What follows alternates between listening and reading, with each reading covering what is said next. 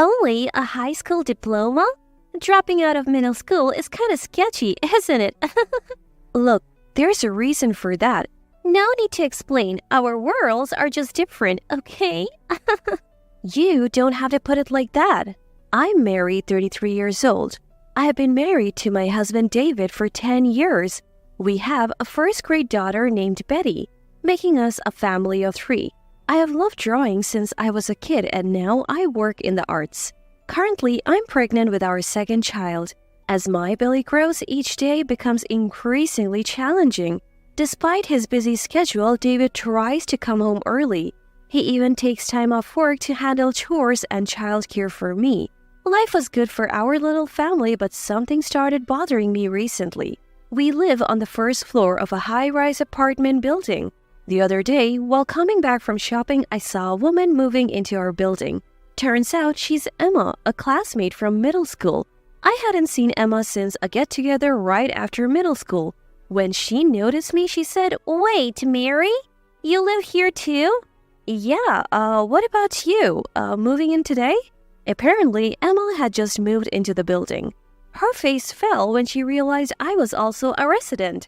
Living in the same high-rise as a dropout? Unbelievable. You see, I'm a dropout just like Emma said. I had reasons not to pursue further education after middle school, but I never told Emma. Last time we met, Emma had mocked me for being a high school dropout, and it seemed like nothing had changed. She was still belittling me. Annoyed, I listened as Emma continued, "So what floor are you on? I'm on 35. I realized Emma was trying to show off based on the floor number in the apartment building. I answered truthfully, "I'm on the first floor." Hearing this, Emma's face lit up with smug satisfaction. "First floor?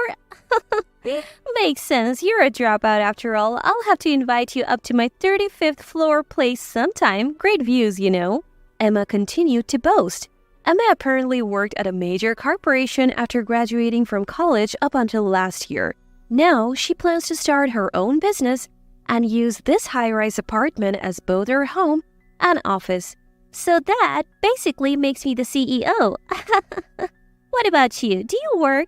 When Emma asked, I began to explain my work. "Yeah, I'm in the art business." Emma interrupted. "Art? You mean like drawing? That's a job?" Feeling belittled, I snapped back. I've turned what I love into a career, and it is a real job. Emma ignored me, saying, "Well, it must be so nice working within the household income. What's your goal, like $900 a month?" I just listened in silence, not having the energy to retort. People like you who dropped out live in a different world from elites like me. Just then, David and our daughter Betty, dressed in work clothes, walked up. "Mom." "Oh, Mary, do you know each other?" When David spoke to me, Emma looked up and down and laughed. "Is this your husband in work clothes?" Feeling insulted, I finally snapped back. "Why are you laughing? That's rude." Emma continued unapologetic. "I wasn't laughing. He's just the type I would expect for a dropout like you. 2-income family on the first floor. He must not make much either." Finally, I had enough of Emma's rudeness. "How dare you say that about my husband? Apologize." Emma laughed and said, "Why would I apologize? By the way, are you pregnant?" It was then she finally noticed my pregnancy. "Yes, I'm 7 months along." "Must be tough financially with another child on the way." "Can you even afford to live here?" I didn't want to hear any more of Emma's snide comments. I grabbed David and Betty and headed home. Emma called out after us, "See you. Come up to the 35th floor if you ever want a good view." But I ignored her and went inside. I couldn't shake my anger at Emma all day. Why did she have to say those things? That night, after Betty had gone to sleep, David asked me what had happened. I told him about Emma, how she had made fun of me for being a dropout and belittled my work. David's face turned red and he seemed even angrier than I was. David knew about my past, including the fact that I dropped out of school and chose to marry me with a complete understanding of who I am. We decided to keep our distance from Emma since the anger towards her didn't seem to subside for a while. Luckily, we didn't run into Emma for a month, allowing us to live our lives peacefully. Then one day, we received a postcard for a school reunion. I still get along well with my middle school friends, so after getting a few messages about meeting at the reunion, I decided to go. While I looked forward to catching up with friends, I was also a bit concerned about running into Emma and hearing her unwelcome comments.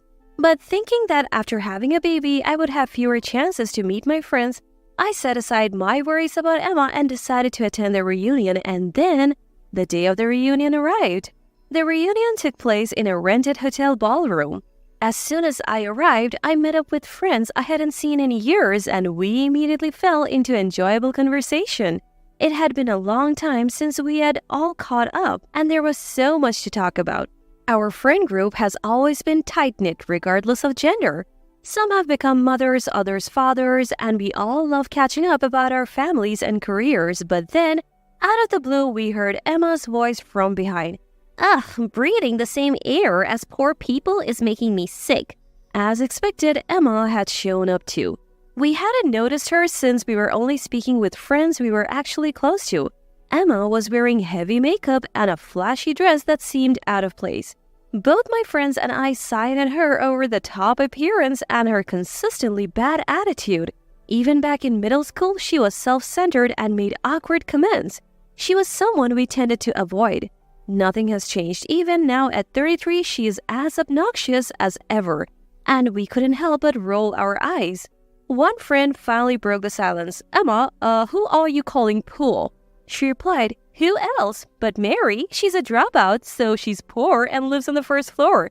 I live on the 35th. It's like a master-servant relationship. Emma laughed after saying this. A few friends were angered by her comments and confronted her. But Emma showed no signs of remorse. She continued, if you don't want to be called poor, why don't you move to an older apartment that suits you, haha? Completely oblivious to the looks she was getting, she continued to belittle me.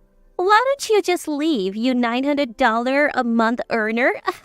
From this reunion and from that fancy apartment building. Hearing this, my friends looked puzzled and asked, Mary, do you only earn $900 a month? I replied, no, that's just what Emma believes.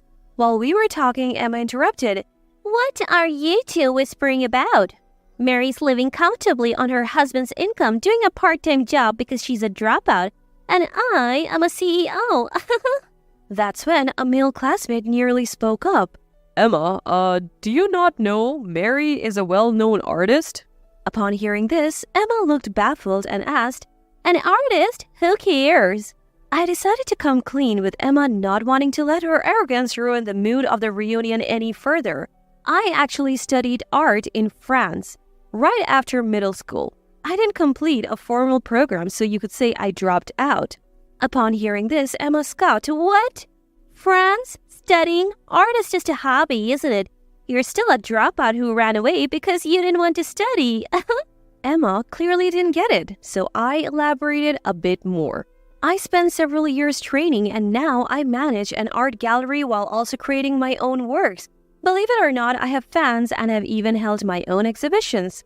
Some classmates here have even bought my art. In reality, I was a young artist known within certain circles. After training in France, I returned to New York and kickstarted my career as an artist, which finally blossomed in recent years. As for David, we met at one of my exhibitions and clicked instantly, which led to marriage. Even with all this explanation, Emma still didn't seem to get it. Come on. An exhibition is still just play, right? I am a CEO. I'm clearly winning here. Exasperated, I replied, this isn't about winning or losing, Emma. You may think I'm foolish for pursuing art, but I take my work seriously. Emma, not wanting to concede, fired back, then why are you living on the first floor? If you're making that much money, you should be living on a higher floor.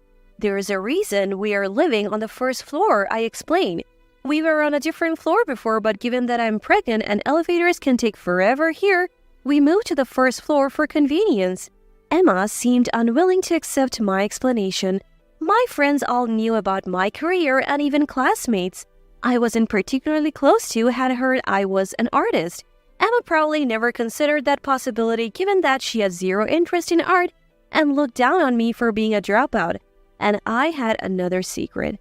Just as I was about to reveal this, I saw David and Betty at the entrance. Mom! Betty comes running towards me, followed by David chasing her from behind. David, scratching his head, says, Sorry about that, got pulled into some work stuff. Brought Betty along too. While David and I were talking, Emma blurted out, Wait, who is this handsome man, your husband? He was in work clothes last time. Why the suit now?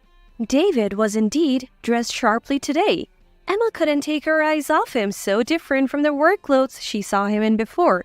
David began greeting my friends. Thank you for always being kind to my wife. Is everything to your satisfaction? Please let us know if there is anything you need. Just then, the organizer rushed over. Thank you for providing this venue for free. The food and drinks are top-notch. Really, thank you. The truth was, this hotel belonged to David's parents, and he was now the CEO. David had generously offered the venue free of charge for the reunion. Emma's face turned pale upon hearing this. You are a CEO's wife? She had looked down on me as poor, but here I was, an artist and a CEO's wife. Emma seemed to be in complete shock. Why are you, a dropout, married to someone this wealthy, when an elite like me is still single? What did you do to pull this off? Emma challenged me with a tone of bitterness. David finally noticed Emma and said, Oh, we have met before. Sorry for being in work clothes the last time. I was helping with a neighborhood cleanup. As the owner of the high-rise apartment, it's important to maintain good relations in the community. Emma's face turned pale. Wait, you own that high-rise? Your family owns it? In fact, David owns that high-rise. His family has been wealthy for generations, involved in hotel management and owning multiple properties. We live in one of those properties, the high-rise in question. Emma stood there stunned, unable to come up with a retort. David added, Oh, by the way, we would like to invite you to the penthouse sometime. It has a great view. You can even see the Empire State Building. Emma was shocked again. The penthouse? But don't you guys live on the first floor? Hearing that, I decided to tell her the truth. I told you before I'm pregnant, so we made the first floor our home as well. Basically, both the penthouse and the first floor are ours. Emma was speechless, her body limp with disbelief. With that, I noticed that the friends around us had gone silent, listening intently to our conversation. Feeling like I had ruined the atmosphere of the reunion, I began to head for the exit with David and Betty in tow. As I was leaving, Emma mumbled, A dropout acting so cocky. I turned to my daughter, who could probably hear Emma's comment. What matters most is what's inside. Never look down on people. Betty nodded and cheerfully replied. Then Betty turned to Emma and said, Emma, if you keep making faces like that, happiness will run away from you. Everyone in the room burst into laughter. The atmosphere improved, but Emma, now a laughingstock, ran out of the venue blushing. The reunion proceeded in good spirits, and I enjoyed the rest of the evening with my friends. They too had been mistreated by Emma in the past, so Betty's last word made everyone feel relieved. Months passed and we never encountered Emma at the high-rise again. So one day when David came home, he told me that Emma had finally moved out of the luxury high-rise. According to David, turns out Emma had been skipping rent for 3 months. I even had a lawyer come in to issue an eviction notice. She then skipped town almost overnight. Hearing this, I was floored. David mentioned that the room Emma had rented was left just as it was, furniture, clothes, and all. Apparently, she took her expensive stuff and computer but left everything else as it is. At first, I suspected something shady, but soon after, I got an update on Emma from a friend. Turns out Emma was pretending to be a successful entrepreneur, but in reality, she was practically jobless. She had some savings from her corporate days, allowing her to live comfortably for a while. But of course, that lifestyle couldn't last. She couldn't pay the rent anymore and had to move out. She didn't even have another place lined up, so she left her furniture and clothes behind because she didn't have the money to dispose of them. Learning the truth, I was thoroughly disgusted by how Emma remained a burden to others till the end. Emma has such a terrible personality that even in her crisis, she has no friends or colleagues who would help her. Now she's living alone in an old apartment. She's scraping by with part-time jobs to make ends meet. She used to brag about being a lead and look down on me, a college dropout. I bet her pride is shattered now. I can only hope that she learns to live a more humble and earnest life going forward. As for me, I continue to enjoy my life painting pictures and spending time with my daughter and husband. Our family of 3 gets along wonderfully, and I'm excited that we will soon become a family of 4, including the baby on the way. I intend to keep doing everything I can to protect my family's happiness.